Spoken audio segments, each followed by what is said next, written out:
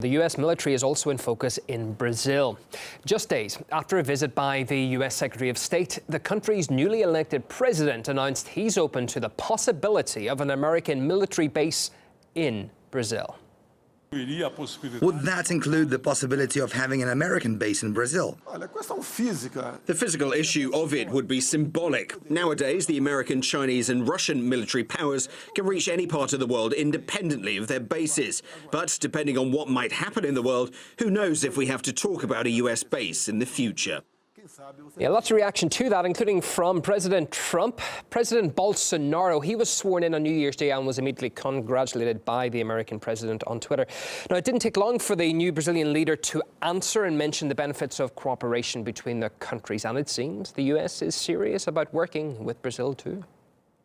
We believe that the opportunity between President Trump and President Bolsonaro and our two teams creates a truly transformative opportunity for our two nations, for our two peoples. We choose Brazil not because it lies along the equator, a happy accident of geography, but because we want to work with Brazilians.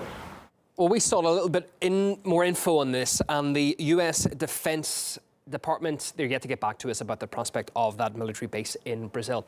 Human rights lawyer Dan Kovalik, though, he believes Trump and Bolsonaro are united by a common hostility towards left-wing governments in Latin America. It's very clear that Bolsonaro, the new president, is in lockstep with the Trump administration in wanting to militarize Latin America and wanting, in particular, regime change in countries like Venezuela, Nicaragua, and Cuba. It's a very concerning situation.